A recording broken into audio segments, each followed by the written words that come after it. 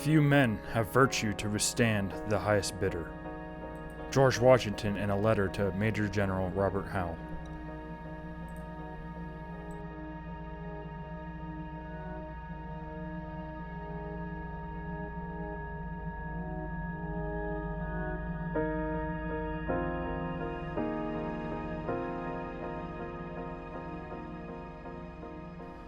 Welcome, ladies and gentlemen, to episode number 15 of the Gap Fillers podcast. My name is Michael Bradford, and let's get started. First of all, I would love to thank everyone who sent me birthday wishes. I am now officially 30 years old. Can't believe it. But so get into the news. Trump rescinded a majority of the tariffs that he put on over the past couple weeks. The market responded joyfully to that and going up 10% in one day. That's rebounding to fairly close to, where it was kind of trend lining. It's still kind of below that, but it's nowhere near down, close to 400. It kind of touched 400 on the Qs and bounced all the way up to 450. And similar things happened with the S&P and the NASDAQ. But getting into other stuff, don't want to focus too much on national politics, as this is more of a local podcast. I kind of wanted, this isn't going to be a long podcast this week because I want to relax and enjoy my birthday. But I do want to cover a couple things. So there are a couple of bills making their way through the legislature here in Florida. That I want to make note of. One is, so there's two bills kind of going through both chambers at the same time that kind of complement each other.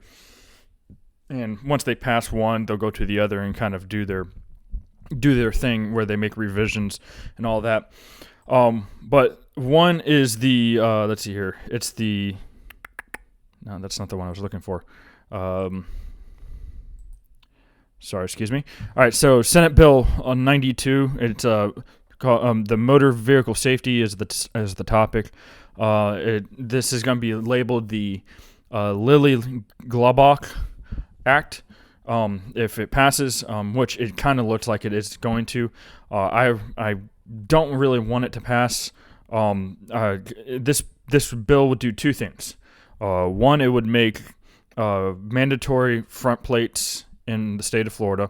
So if you register in the state of Florida, you have to have a front plate as well as a back plate. That would make us the 30th state that does that, and I am not a fan of it. The reasoning that they give for this is for hit and runs to kind of catch people. In fact, I'll quote. I'll go here to the Fox 13 and out of Tampa did a report on it.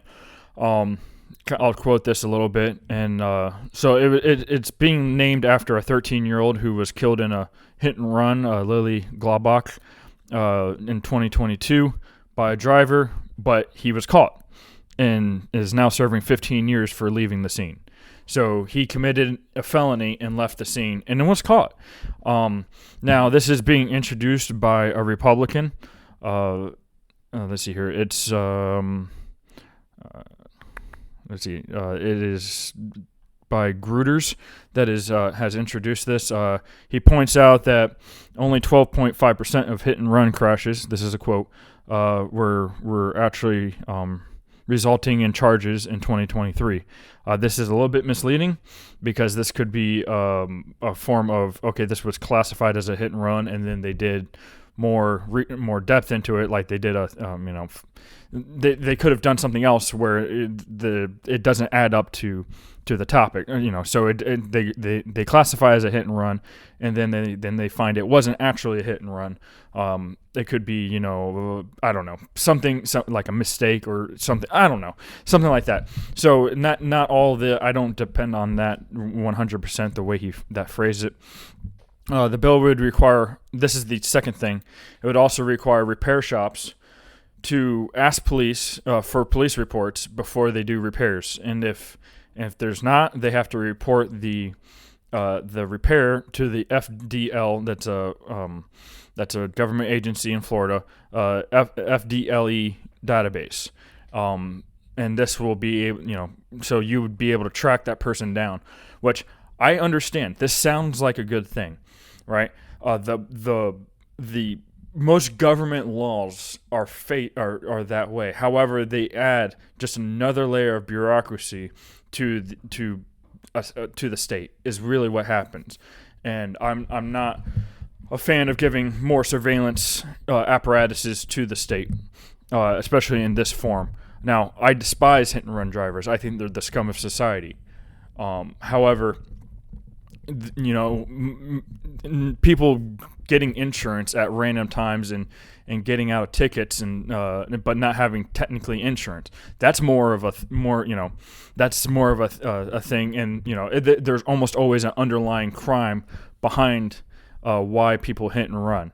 I've even seen a hit and run.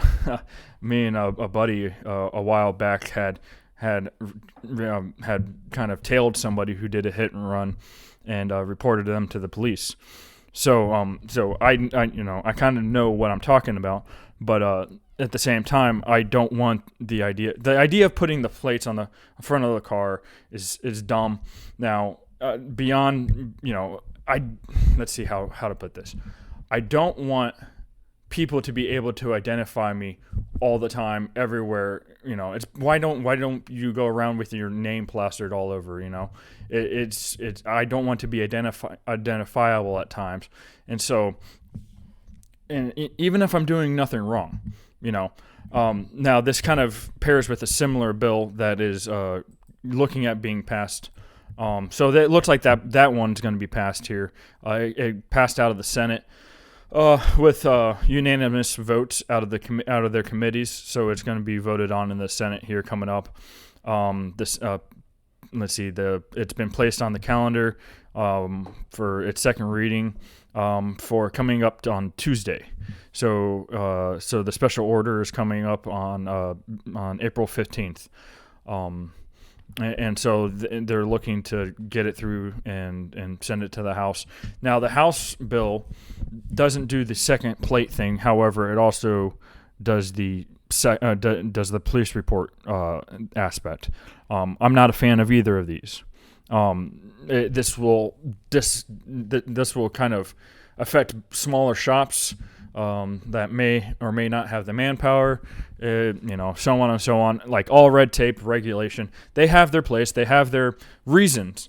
It's just one more aspect of government just getting into your life. Like I said, I know the reasoning. I don't think it's going to do what they want it to do. I think it's just going to be another way of the government being able to give you a ticket, pretty much, not actually catch criminals. That just happens to, a lot of times is the way it works. It turns out, the income tax was meant to tax rich people, and then all of a sudden everyone's getting taxed. World War II happens, World War I happens, and then, and it's like, not who not to tax, or who to tax, it's who not to tax, and everybody gets taxed. So it's just another government apparatus. It's another way to give somebody a speeding ticket. Oh man, that guy was speeding, and but he got a ticket. How about you take care of the people that are going down the road on dirt bikes? You can't identify them and you can't catch them. It's the kind of the problem with the idea of society and mind your business kind of culture is if laws only keep, my dad would always say, lots only keep honest people out, right? If the harder the lock is to break, the more honest somebody is. And if there's no lock on something and somebody doesn't steal it, they're honest, and so they go down the line, and somebody is motivated to do something dishonest, they're going to do it dishonestly. And so laws are just the same thing as locks. If somebody doesn't think they're going to get caught, they're going to get away with it. And then especially if in modern culture with the aggravation against police officers that do their job. The problem is that the culture has declined before the cops. It becomes this ebb and flow.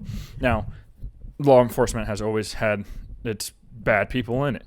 But as the Declaration of Independence says, governments are instituted by God to do good and to prevent, and in fact, when governments are overthrown, it's more likely to be a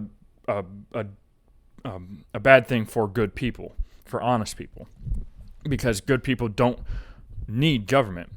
The more good. Now there's no one good, but the better somebody is, the less government they need. That's why freedom demands responsibility. So that's the one law. The other one is Senate Bill 74, introduced by Senator Berman and co-introduced by Senator Smith. I'm focusing on this one because Carlos Smith, for some reason, was able to get in this year because nobody ran against him in East Orange. I mean, this covers, from Orlando all the way to Orange, to the end of Orange County, all the way to the St. John's, right? So there was nobody to even challenge this terrible senator, state senator, new state senator. He was in the Florida House for the longest time, but a lot of his district covered most of Orlando. This Senate district covers all of Christmas, all of Wedgefield, all of East Orange, which is more conservative, but it also covers a lot of Orlando City itself and then Lake Nona. So, but there was no one to even challenge him, and so he's entering his 10th year into in the Senate or in the legislature, but he's doing that Democrat thing where. So universal free school breakfast and lunch programs.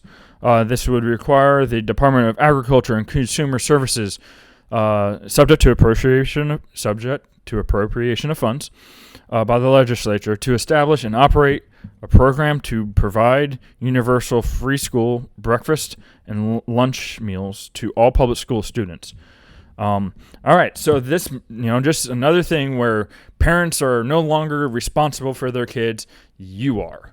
At every turn, the government thinks that people are irresponsible. Well, why should the kids suffer for their misdeeds of their parents?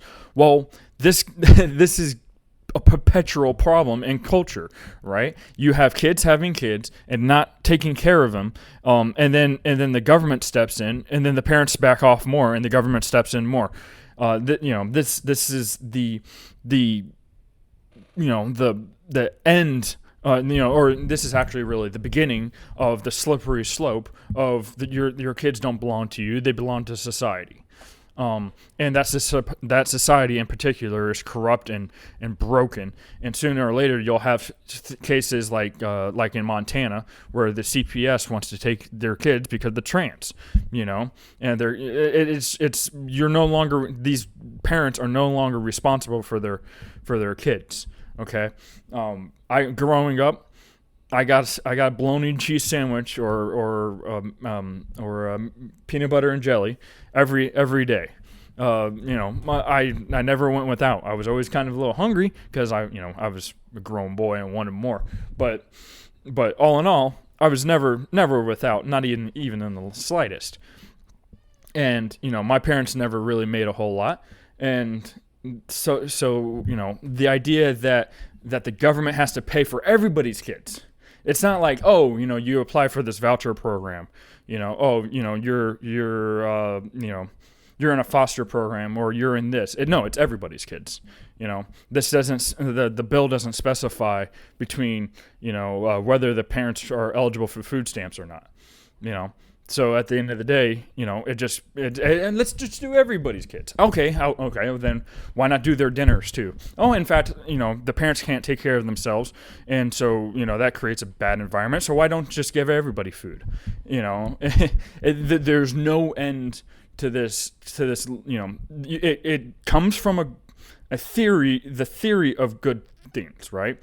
As most terrible ideas do. Is that they want to do good, but they want to do it through government. And then not only through that, they want to do it by force because that money is coming from you. So, but Yeah, that's Carlos Smith and Senator Berman that are putting forth those terrible bills. And then the Republicans are putting, in fact, it's a more unilateral or bipartisan, bill being put forth for the motor vehicle thing. They have passed by unanimous vote in their committees, so that probably means it has bipartisan support with when it comes to the traffic ones, and then it hasn't even made it through its committee on the free universal breakfast and lunch programs. So we'll see on that. A little bit to touch on the tariffs. Trump basically backed off of everyone but China, accusing China of being the bad actor. Now, I was supporting Trump. I thought he had several different chess moves to make. Now, people call it 3D or 4D chess or whatever. I don't care for that kind of hyperbole, because in regular chess you have moves that if this guy makes this move, you're going to make this move, and then if he makes that other move, you're going to do that move, right? So the tariffs, basically, he had like 4 different ways to do it, and this is not one of the ways that I really kind of thought he was going to go about it. So he's trying to back off and play the good guy. I'll give. He's done some really good things. So I give Trump some leeway on this. I'm a free market guy, so I in the end want free trade on both ends. Non-protectionist. The problem is that people do protectionist. Free trade. As soon as something free trade happens, it gets skirted around, like pumping goods into Mexico to be able to be worthy of the NAFTA, or what was NAFTA during before Trump, and then is the USCMA, basically the free trade, or not fully free trade, but the like certain things were free trade eligible for that during Trump's first term. But China was really taking advantage of that by shipping stuff and then having it assembled in Mexico, and kind of doing an end around on some of the stuff. And then you have fentanyl coming up through the southern border. I'm not sure what Trump's this is month number 4 or 3, finishing up month 3, and I'm not sure what he still wants to do with Canada, but we'll see. So basically the tariffs were backed off to on everybody. Almost all dropping down to the 10% reciprocal tariffs, which I can understand if you're doing a revenue source to get rid of the income, or a lot of the income tax or the tax programs, as talked about over the last couple weeks. But he's really stepping up against China. The problem is that he keeps on adding in more things that are not subject to their things, like Apple